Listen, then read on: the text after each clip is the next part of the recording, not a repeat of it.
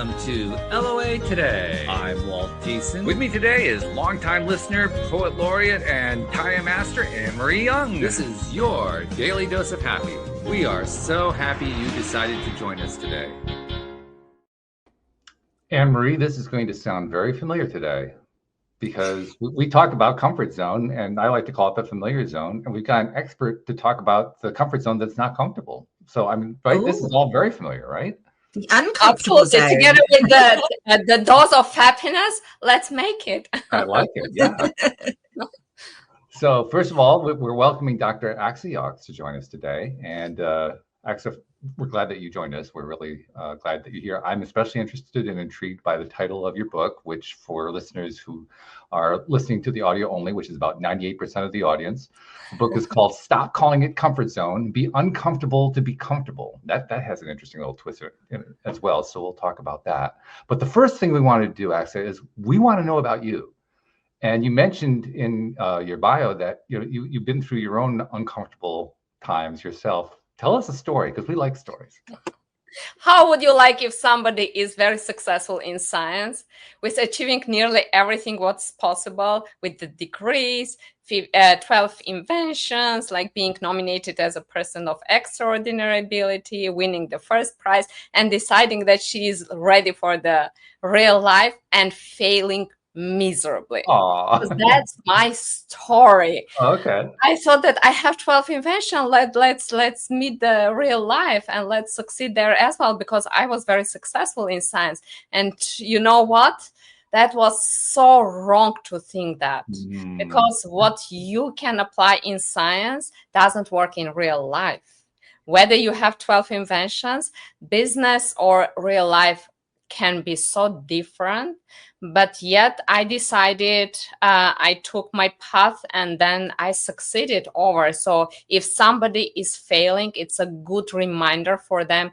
Just keep going. If you are passionate about something, if you found your true path, just stick there.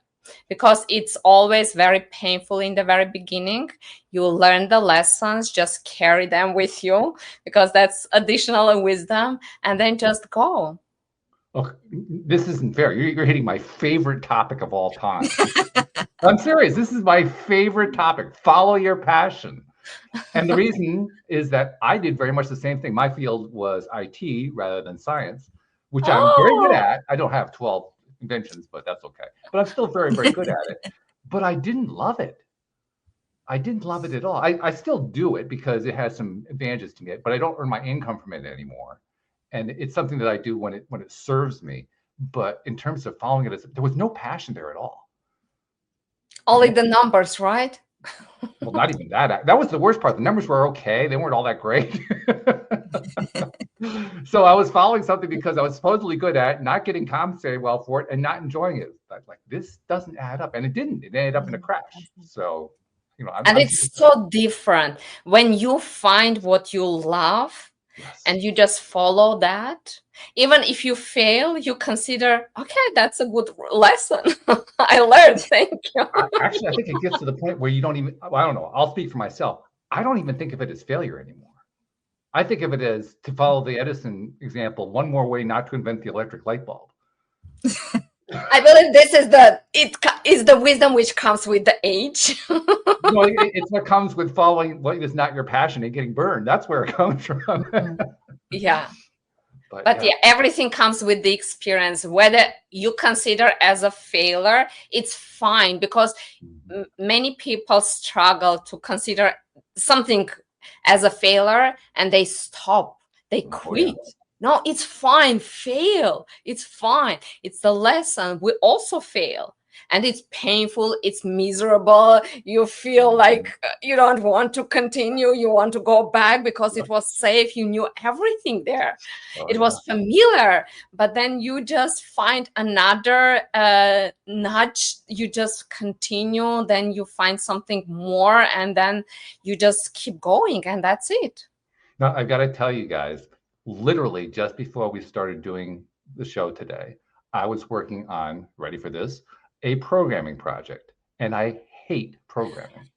But I have found a way to do it that I can actually tolerate and somewhat enjoy, because I love the marvels of artificial intelligence. So I'll tell artificial intelligence, write this code for me, and it will write it. And I'll say, okay, you screw this up, fix this, and we just keep going through it. So I'm not writing any of the code. You would be amazed how often I fight with ChatGPT, because whenever I ask the scientific question, I need sometimes the answer kind of to put all together. Right. I just go, isn't it this way? And ChatGPT is like, yeah, you are absolutely right. And I'm like, AI is the ultimate yes man. It will agree with everything that you say. No, but sometimes it really screws up the information. Oh, yeah. And because I know, I'm like, no, that's not. I know exactly what you mean. It's frustrating when that happens. Behind the. Whoops, we got ourselves a connection issue. I think ChatGPT didn't like that. Yeah, that's right. We'll blame the AI. That's fair. Why not? Let's remind them that they still depend on technology. Actually, the really interesting thing is I look at some of the aspects of IT, particularly programming. That's always been a bugaboo for me, that I really didn't enjoy at all. And then I see AI screwing up in the same ways that I did. And I say, I've been there. I know what that's like, except that the AI doesn't seem to have any feelings about it. The AI says, oh, well, then it must be this. And it always gets the wrong answer after that, too. And it's one wrong answer after the next. It's a good reminder that even AI fails. Yeah. It's okay to fail. Okay. Yeah.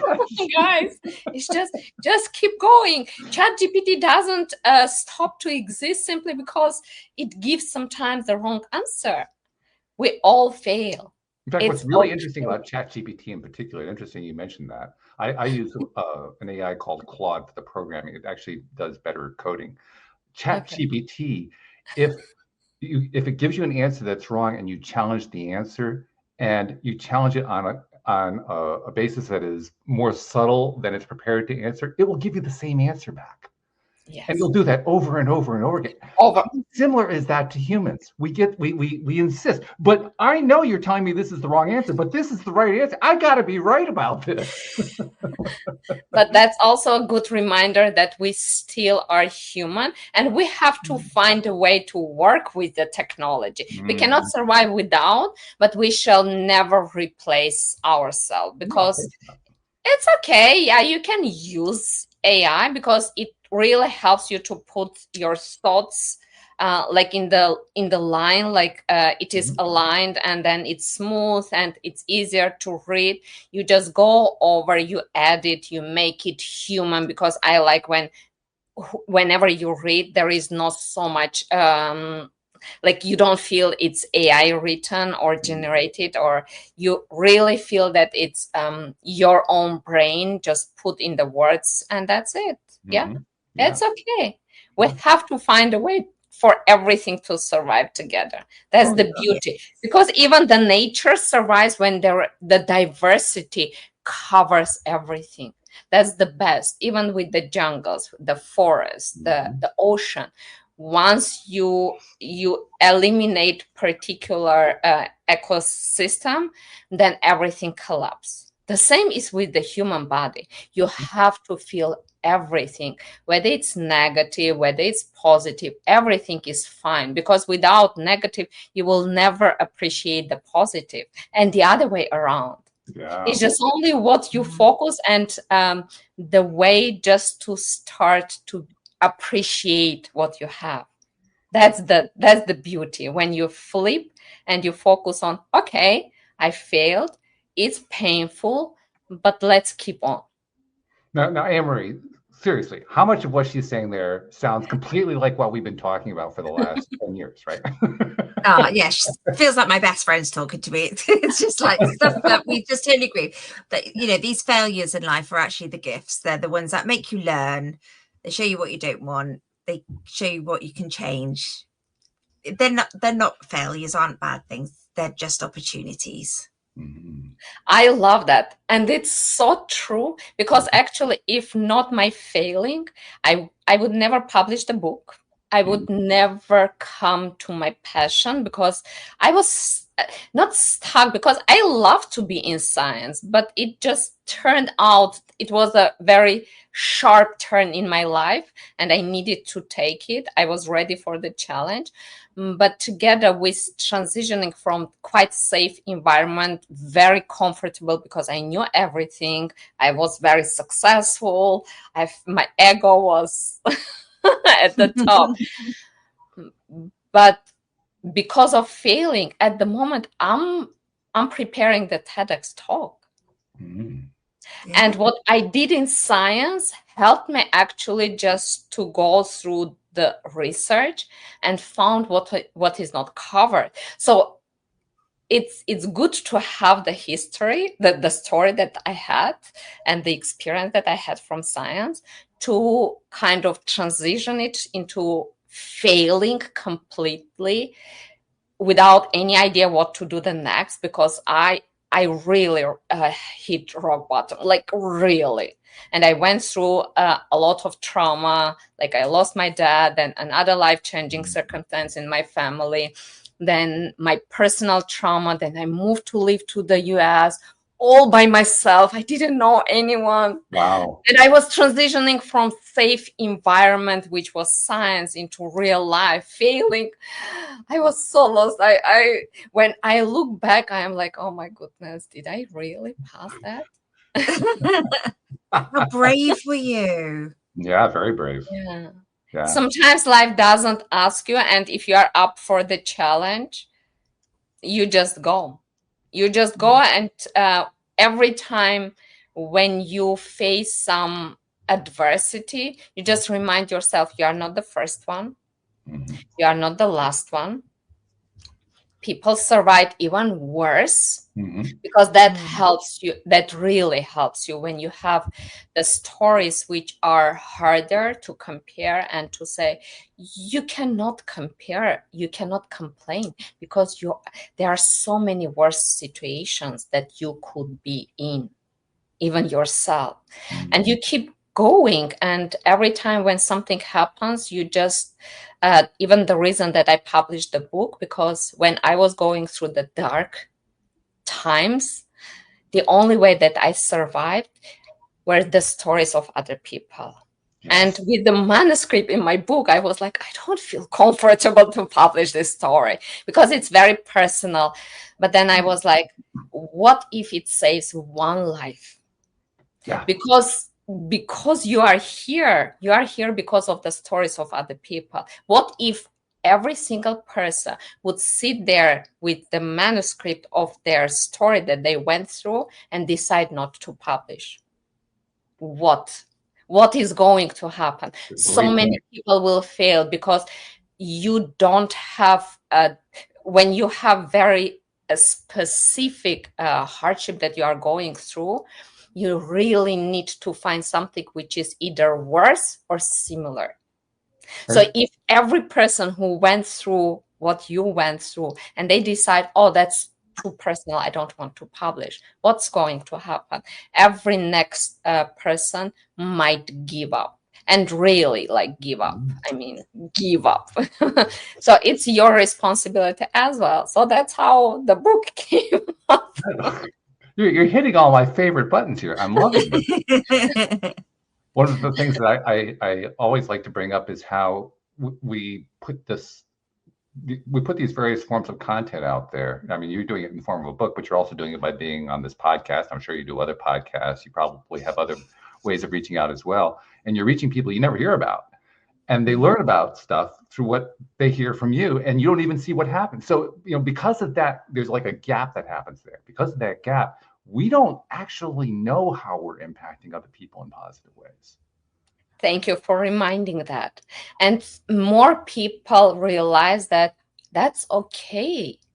And if you have the story, just hear what other people have to say, because it's really hard for us as well. It's not the funny story that you would be like, oh, I failed, you want to try? No. It's like, I failed, it's painful. I still feel that. because I'm a live person. If we are sharing our stories, it doesn't make us to be not sensitive. We are still sensitive, but somehow you find you overcome that hardship as well to share your story, and you find your bravery inside of you, and you decide, no, let's help somebody, because somehow the nature created you a little bit stronger than the other person. And then you put your story out there, not to brag, because you cannot brag like, I failed. Well, you can try, but it doesn't get you very far. I failed. No, that's definitely not how you want the story to sound. But still, failure exists. Yeah. No, it's absolutely true. It's absolutely true. The other piece to that I find to be fascinating is how the universe, the life, real life, how it ends up being a mirror to us in ways that we don't expect. I think that's kind of what you were describing when you talked about how you left the scientific world and got into the real world, and you experienced the traumatic experiences, and you had the failures and all that kind of thing. It kind of hits you in the face, but when it's hitting you in the face, it's mirroring stuff back at you that you didn't even necessarily realize you were putting out there. That's what I found anyway. I found, and the best way I can think of to express it is, I have learned about stuff that I put out there, and it pissed me off every time, but I learned from it. I love that. That is and, so and maybe it's showing up all the time, because that's what you need to focus on. Yeah. Well, the timing's always perfect, isn't it? It always is, every time. Yeah, and it's always when I least want to hear it, by the way. We fail with something every single day. So once you keep reminding yourself, you're like, okay. Just pull yourself together and continue. Life is unfair. Accept that. I think one of the hardest but the best lessons to learn, and faster you start, easier for you in life. Life is unfair. Accept that. We cannot do anything, but somehow, together with being unfair, there are so many things which you have the unfair advantage in. So you cannot say that life is all the time unfair, because life gave you something which didn't give the other person. So we have the unfair advantage as well. So if we want to be fair, we have to be fair to everyone, which is impossible. So life will take many things from us as well, because the nature gave us, right? Yeah. I think what ends up happening is we end up revising what we originally thought fair meant. Fair starts to change over time. Yeah. You know, what wasn't fair before, now it's like, oh, well, yeah, I guess now that I look at it that way, kind of is fair. I still don't like it necessarily, but I have to admit it's got a fairness to it. Now, we perfectly take when something is unfair in our favor. So we are fine. No, that's fair. No, that part's easy. Yeah, right. Yes, because it's in our favor. But when something is not in our favor, we're like, it's so unfair. It's so unjust. Seriously. Yeah. Now it's not your turn. It's just only not your turn. Just take that. Every time cannot be your turn. That's a good way of saying it. I like that. Yeah. And also, I think it's a question of, it goes back to the appreciation piece that you mentioned before, finding the appreciation and everything. That, to me, it was one of the hardest things to learn, how to appreciate that which I didn't find fair. Yeah. But if I can do that, to the degree I can do that, boy, that becomes really powerful after a while. For me, the most powerful. Go ahead. No. It's. I was literally going to say, you just decide which way you want to let it have control. Either it takes control of you, or you take control of it. For me, the best thing about the appreciation was when I realized, because normally how you appreciate, when you start to remember the good things that happen in your life. And one day it hit me that they didn't happen accidentally. I created everything for that. So if I could before, what stops me now? And that wake up call, it was like, oh, wow. Because sometimes when you are going through the hard times, you feel so powerless. And we all go through that. And it's a good reminder because many people teach us like the way out of the hardship is to start to appreciate. But for me, that was the moment when I was like, oh, wow. Okay. I was the reason those moments happen. What stops me now? Simply because I didn't have that mindset. I stuck in that period of the hardship and I couldn't move on. And I was like, no, it's your choice. It's hard. That's fabulous. I love that. Yeah. But there is still, you still have so many things that happened before and you can continue. It's a level of responsibility that most of us don't like very much. But boy, if we can find a way to accept it. Wow. And to accept that you are behind your own that's the part that's hard to accept. But if we can do that, if we can find some way to accept that, that's life-changing. Right there. And it's so beautiful when you shift that, when you have that shift in your mindset. It's completely, you start to see the world, even the tiny things.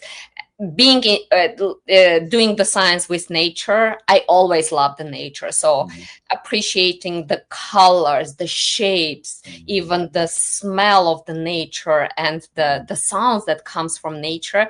I had that since I was a child. But once you combine that with even the unfair things which are happening in the life, because I always, when something happens, I always remind myself, there are so many things you have unfair advantage. How you can say that this is unfair to you if you have the unfair advantage in other things? So if you want everything to be fair, you have to give up so many things. Are you ready? And you are like, no, that's mine. That's my unfair advantage. So how we can expect everything to be fair? And once that flip happens, you see even failure as a lesson. Learn it, repeat it. If there is a need, just stop for some time, learn what needs to be changed, because if you keep repeating the same mistake, you will have the same result, right? Einstein was a genius to say that. So consistency, I like when people say, oh, consistency is the key. No. If you keep doing the dumb things, you will keep having the dumb results. You get it consistently. Not the key. You have to do the right thing consistently, then you will have the right results. There is always that trick, right? I believe the AA people have the correct term to describe that. Repeating the same behavior over and over again while expecting a different result is known as insanity. Yes, yeah, it's another way to say what Einstein said, that doing the same things and expecting different results is insane. Yeah, it really is. It is. What can we do? And how often do we do it? That's the part that really amazes Every single day. It's crazy. In a different way, right? Oh, we eat the sugar and we expect, no, why my sugar is high? Well, it's okay today. I just won't do it tomorrow. I'll do it tomorrow, yes. Which, is, by the way, is not promised, right? That's right. Very true. Oh, my goodness. It's a good reminder. Enjoy what you have at this moment. Even if it is hardship, it teaches you something. It will teach you to appreciate what you have. Always remember, that's how I keep the positivity. You have unfair advantage in different fields. And as long as you are not ready to give up on them, you cannot complain that you are not in favor in the other aspect. So there cannot be balance for everything. You just have to come to have the balance at that moment. So that's the secret for the happy life, to have the balance at that moment, not before, not after, because you cannot balance. It's impossible. Things are happening. And at that moment, when you find that balance, okay, this is negative, this is positive, negative happened, and then I have to balance this part. And then positive is lowering, the negative is like it's overwhelming. It's okay.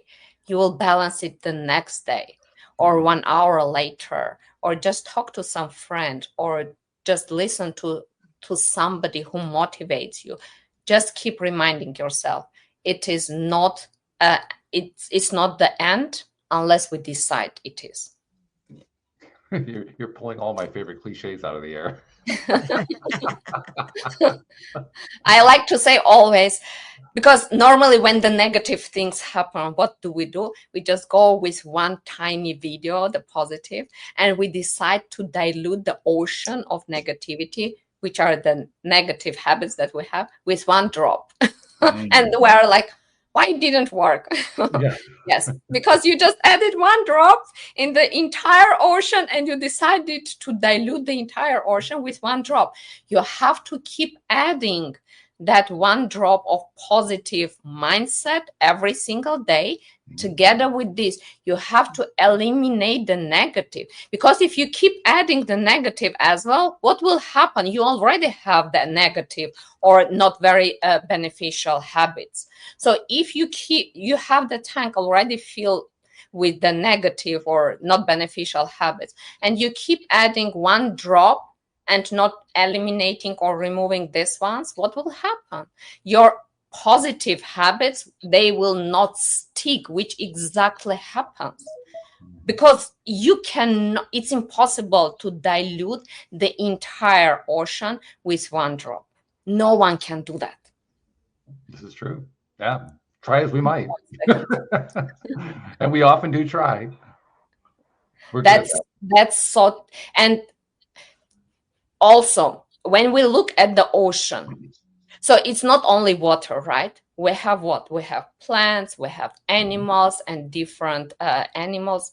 So if you add only one sort of positive habit, what will happen? You will, even if you multiply one positive habit, it will not change the multi-level negative habits that you have from in the very beginning, like the bad habits of how you eat, how you exercise, how committed you are to succeed, how committed you are to improve your behavior, attitude, or to be grateful. So you have the different multi-level negative habits, and then you just change one habit, positive, and you decide to dilute all the multi-levels. No, it's impossible. So you have to add the same positive new habits, multi-level, for the new tank that you create. Then you can replace what you have, because with one level, like,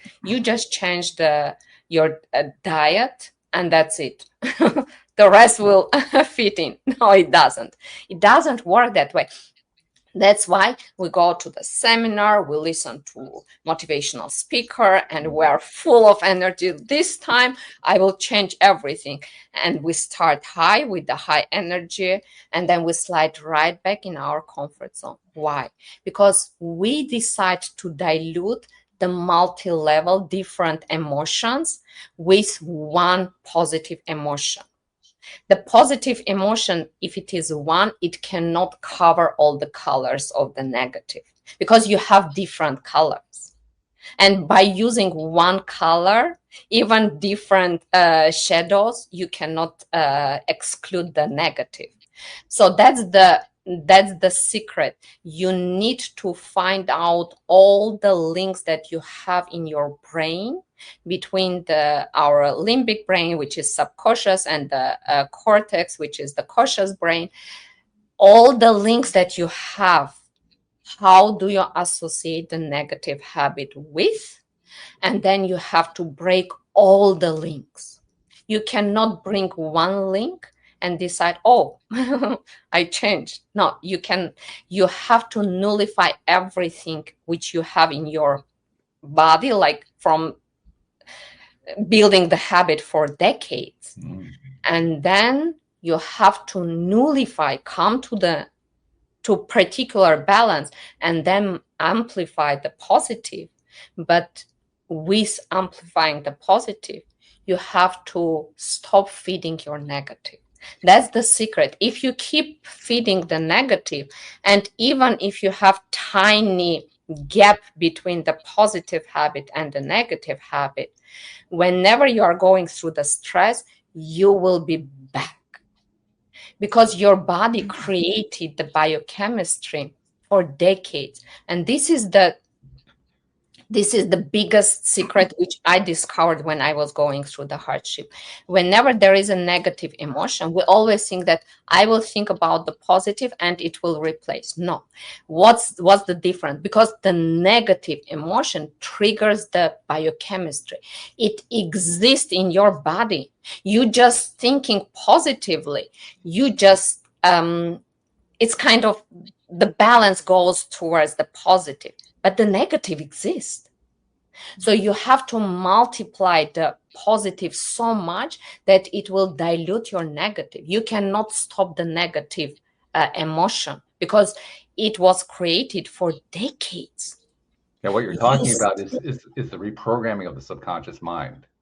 That's literally what this is about.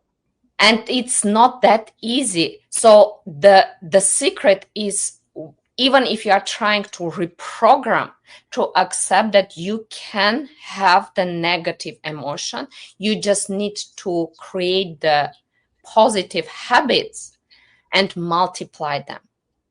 Because you cannot stop the biochemistry. It's impossible. That's when people say, I'm fearful, but I do it anyway. Why?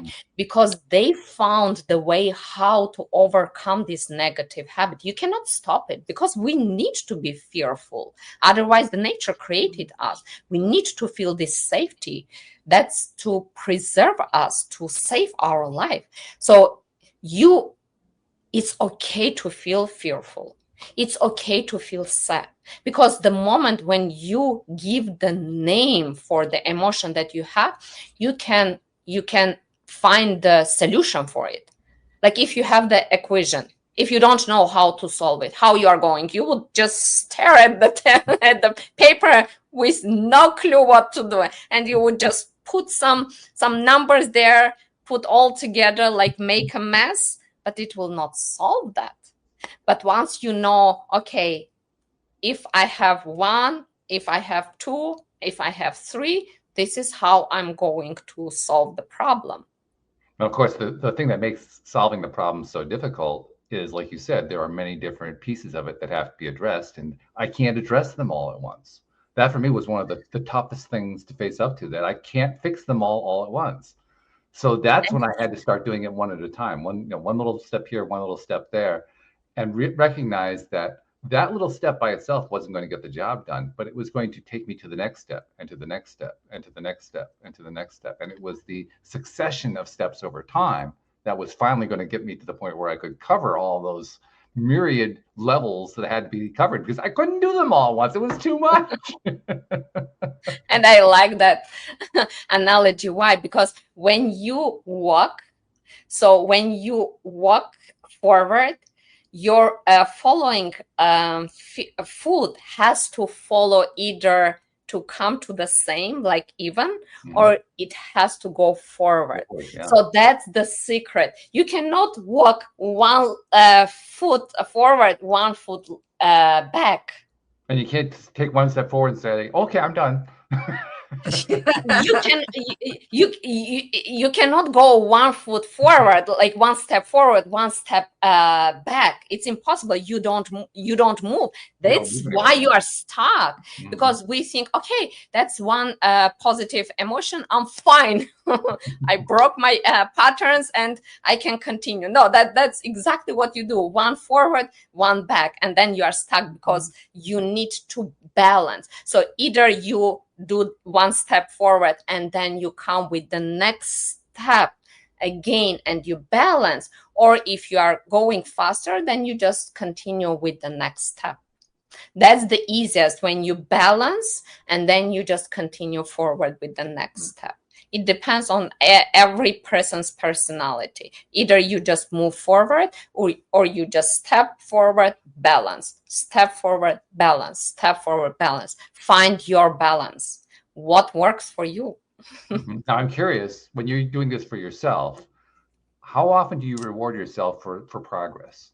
Do you do it with every step? Do you do it every 20 steps? Do you do it when you hit certain milestones? I mean, because at some point along the line, you have to do the appreciation piece. Otherwise, you're not going to get anywhere. I keep reminding myself that I did that, and I don't like the idea of the rewarding. Why? Because whatever habit you create, then you have to break the habit. So even if something is beneficial at that moment, at certain point it can convert, because if you don't reward yourself, you can stuck in that moment and decide, oh, I didn't reward myself for this, I didn't reward myself for this. So it so much depends on your personality. If you want, reward yourself, that's fine. That's not my type. That's why I don't reward myself. I just, if there is an option, I would go for new, like to learn something new. That's the reward for me, because I'm still new in, and I like the challenge. So if I have the option to learn something easier, then I would go for the easier, or to repeat what I learned. And podcasting is the reward for me, actually, because we go through the same, not the same, but still changing the way that you present the story, but still it's the rewarding, because this is the episode where you share what you achieved. Yeah, this is for me I didn't think that through. Yeah. And it's a good thing. Yeah, I didn't think. And I also found that the podcast, and this is the reason why I continue to do it to this day. I mean, I pretty much solved the law of attraction thing years ago, but I wanted to keep going because I was enjoying the podcast so much. I was enjoying doing it so much. It was giving me energy. It was keeping me excited, keeping me enthralled and going forward. And exactly for the reason you just described, because that's kind of like the celebratory moment every time you're talking about stuff like this. Yeah.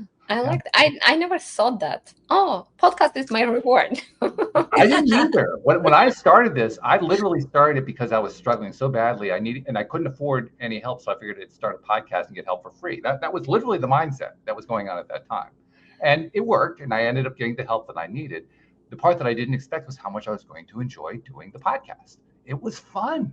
It was exciting. I couldn't wait for the next one. In fact, it got to the point, at that point, I was doing it weekly. At that point, I said to myself, I got to have this more often. I started doing it daily. I started doing it 5 days a week at that point, because I kept getting like a juicy feed of energy every time that I did it. So the thing that I had used in order to solve a problem actually became a reward system. And I couldn't get enough of it. And to this day, I'll probably do this for the rest of my life, not because I need to solve the law of attraction thing, got that one done. It's because I get so much energy out of it. And my guests do too. And my co-hosts get it, and my listeners get it. That's why we're all doing this every time. So yeah, that's what keeps me going. And it depends how you define the reward, or how do you define the success or the comfort. Anything, whatever we define, we are bind to that. So once you don't give the definition, it's just only anything good that happens is the reward. If somebody calls me and tells me, you helped me, that's my reward. Yes. If somebody calls and tells, if not you, this child would have never been born, that's my reward. I would have been divorced, that's my reward. Yeah, that's huge. Yeah, that justifies the life right there. Yeah, that's huge. Every time when you hear such things like, if not you, this would have never happened, that's my reward. Yeah. Beautiful.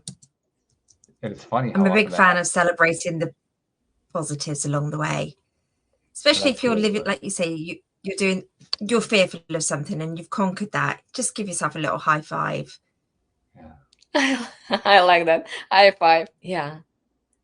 And I think the moment I was surprised for myself, actually, because I never avoid to look in the mirror.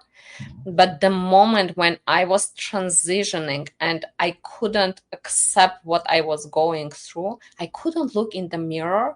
And first I thought that I didn't like whom I was seeing, but then I realized that I just couldn't look in the eye of the person and admit that I failed.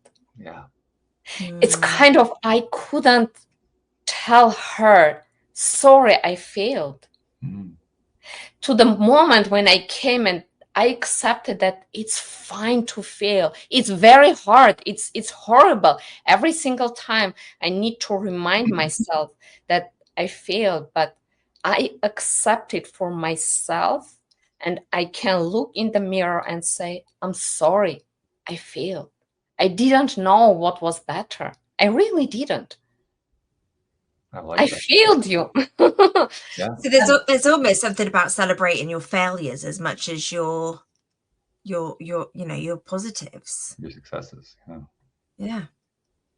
Everything needs to be accepted because we are alive people.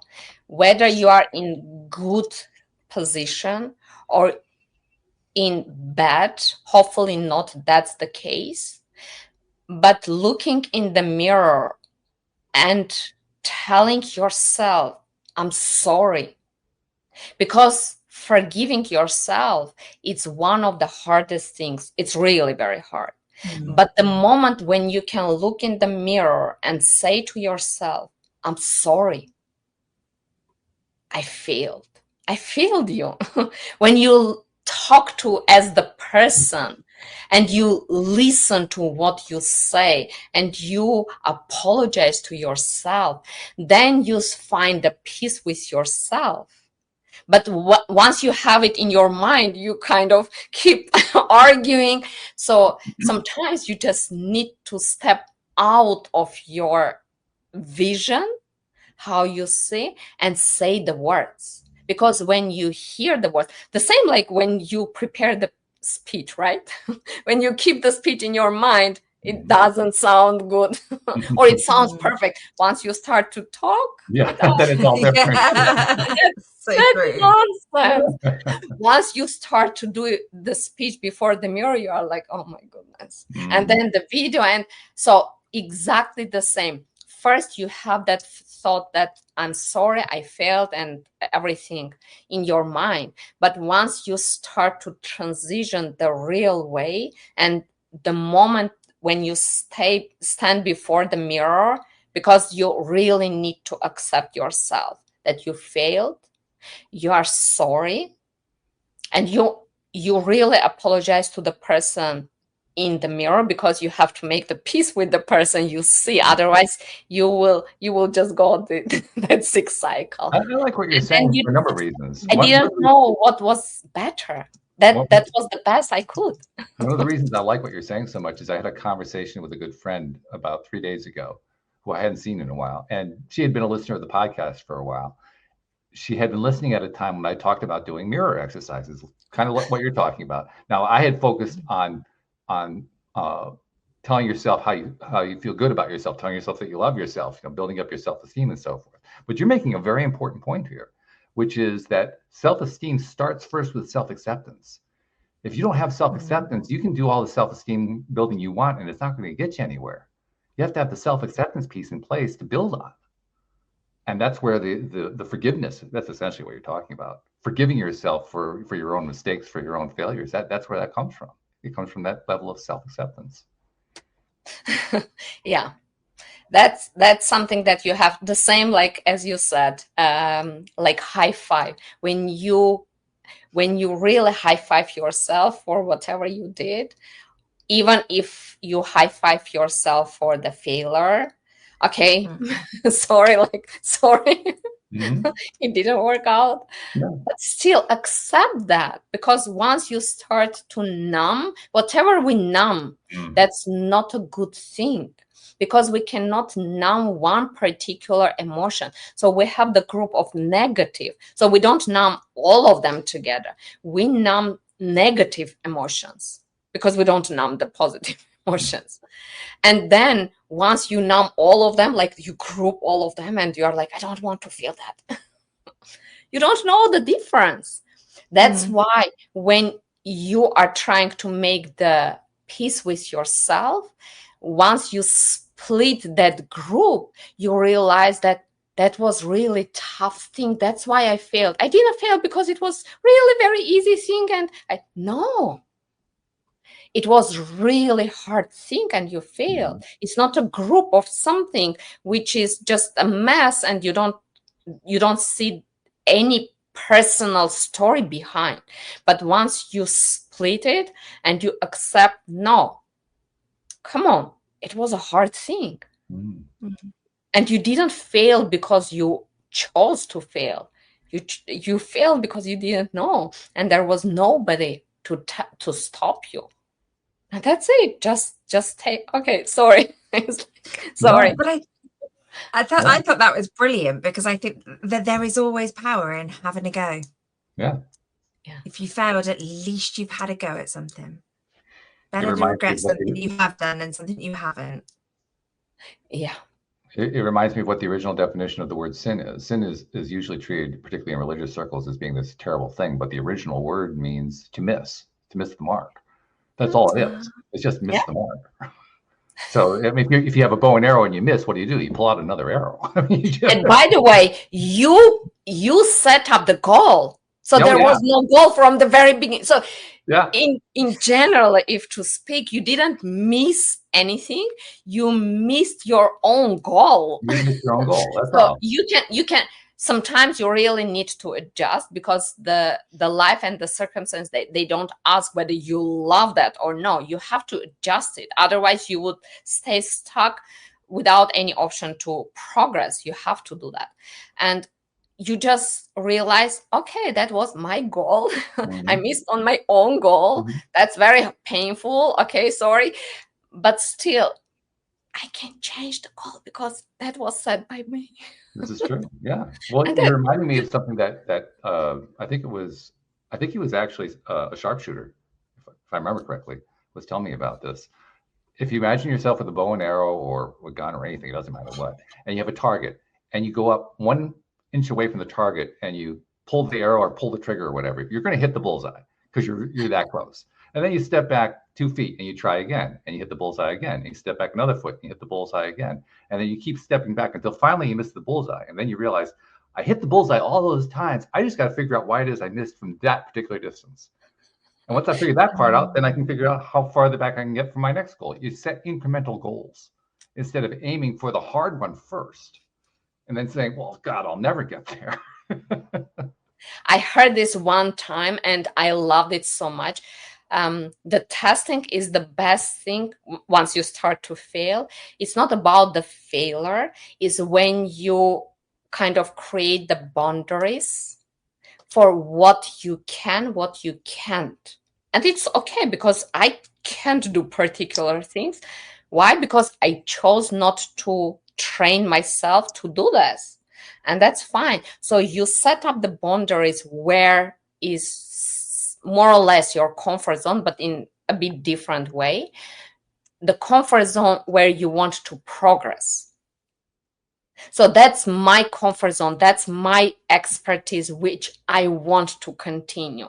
There is still a lot of room that I need to learn and progress, but I don't want to become, let's say, soccer player. I don't want to become a basketball player. So that's my zone of comfort and expertise.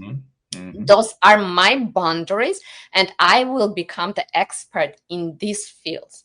And then you decide how fast you want to come to particular a level of expertise, or you want to go above and beyond and add more. Maybe at a certain point after I turn 60 or 70, I will decide now I want to become a soccer player professionally. No, but I mean, even when you set up the goals, those are your goals. So now we know it. We have a much better idea of why you named your book the way you did, because the subtitle of your book was "Be Uncomfortable to Become Comfortable." And now we know why you're saying that. Because do you know why? You're setting a new comfort zone is what you're doing there. because it's kind of insane. We call the zone where we are unhappy, unhealthy, and unfulfilled to be a comfort zone. Mhm. So we unconsciously send the message to our brain that we are comfortable to be unhappy, unhealthy, and unfulfilled. So what are the chances that you would ever try to quit your comfort zone? You will sabotage, because your brain, your subconscious, where we live most of the time, 90% of the time, we live in our subconscious. So your subconscious reads, you told me that's your comfort zone. Why you complain? Mm-hmm. And it will sabotage yourself, because you have the habits which you built for decades. Yes. And the moment when your cautious decides, wait, no, you have to flip, and you have to make the zone where you don't progress to be so uncomfortable that you will quit your comfort zone. Not that this is my comfort zone, I'm fine, I'm coming here to chill. No. You have to make that zone to be uncomfortable. And then you would be, I don't want to stay here. Because if you go to the party and you enjoy nothing there, what do? You quit. You leave. Mm-hmm. So if you go to the party where there is something comfortable, you would be like, okay, there is something I find nice. Let's chill here. Mm-hmm. That's exactly what we create in our brain when we associate the zone where we are unhappy with comfort zone. Because you tell your brain, I'm comfortable to be unhappy and not to progress, not to be healthy. Once you flip, you are like, wait, am I really comfortable? So that's the flip that you have to, not to be uncomfortable, to be comfortable, to be uncomfortable, because your brain anyway will read, wait, if I am here, this is my comfort zone and I am unhappy, I don't want to be more unhappy, because your brain would read as the need to save you. And then it will sabotage you. That's the reason that 80% of people fail. But the moment that you change and you are like, no, this is uncomfortable because I don't want to fail. I don't like to not to make the progress. This is my uncomfort. Make it so uncomfortable, you will not live there. Well, I can tell you this. People who are considering leaving the comfort zone are now considering it in a new light. And so I want to thank you for that, because you've got them thinking about that. There are going to be some of them who want to even learn more about you. They want to find out perhaps about your books, or maybe they want to reach out to you. I don't know. Maybe you accept contact from people who are reaching out to you. But how does people find you? I mean, is there your books? I imagine they're probably on Amazon and the usual places. But how do they find you? Yeah, my book is on Amazon. They can find me, and also on LinkedIn. I'm very active there, and Okay. I'm starting I'm doing the one-on-one, and I'm starting the classes, the courses. It's ready. It's unbelievable. And we are doing with many people, and the testimonials are unbelievable. Like, wow, because they learn the technique, and the base is you have to understand who you are, because this is the base. Before you understand, everything it's just you add to the mass, and then you have a bigger mass that you have to sort out. And that's where the issue comes in, because you go to the different seminars, you learn different techniques, and then you are, my friends, where we are like nothing works, we're stuck, we're back in our comfort zone. So first you need to understand who you are by nature, and where you want to go. That's the next step. And on Facebook, they are more than happy to reach out, and then we see how we continue from there on. Sounds great. Okay, so a few places to reach you. That's a wonderful thing. One thing also I like to do with each of these conversations that we have is to ask my co-host to sum it together, because most of the time, I mean, you saw it, most of the time I'm interacting with you. Anne Marie jumps in sometimes, but a lot of the time she's listening. And when she's listening, she's picking stuff up and she's piecing it together. She's integrating it in ways that I don't even know about. And that probably is much more in alignment with what listeners are hearing than what I'm hearing. So that's the other reason I like to do it. So Anne Marie, I mean, you're tying, I know I'm kind of giving you the setup here, but you've been tying this together in your own mind. Where's the tie together for you? I don't know if you've seen, I've been literally just typing little gems that I found, and I just think, I have a look at what I've written. I think the things that really stood out for me is apologizing to the person in the mirror, because if we behave badly to others, we will apologize. We don't do that to ourselves, and we're not perfect. We should forgive ourselves and, you know, cut ourselves some slack. And then I think the other just beautiful nugget of gold was you're comfortable being you're uncomfortable. I thought that was genius, because yeah, you want to stay here because it's safe, but actually it's not your comfort zone because you're not necessarily happy. So I thought that was really good. All right. Thanks. I'm happy that it helped. Definitely. Yeah, it was good. Food for thought. And she's very wise, by the way. She is. I learned the best lessons while I just kept silent and I was listening. Yeah. That's the best way. Yeah.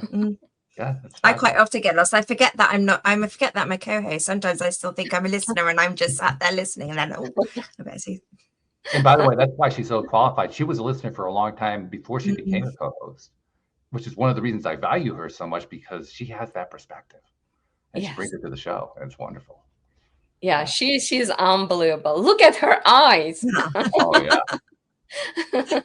Yeah, no doubt about it. Thank you. And then the final thing I like to do with each episode is I like to recognize kind of what we were talking about before. We talked about how it's important that we take steps to do things we would not normally want to do, put out information we would not normally put out, because we don't know who we're helping in the process. Yeah. And kind of like what we talked about before, I recognized a while ago that we don't get credit for that very often. And I like to give credit for it. So I'm going to give you some credit. So Dr. Axa Yox, on behalf of those people you've never met, never seen, never will meet, never will see, who've been helped in ways you didn't even know about, on their behalf, thank you very much for what you've been doing. Thanks for making a difference in this world. It was blast. It's really something to enjoy. We all enjoyed it. There's no doubt about that. And we wish you all the best, both with your books, with your courses, and all that you're doing in the future, because you're onto the right stuff. Thank you. Absolutely. Thanks a lot. And thank you to our podcast listeners everywhere. We'll see you all next time here on LOA Today. Goodbye, everybody.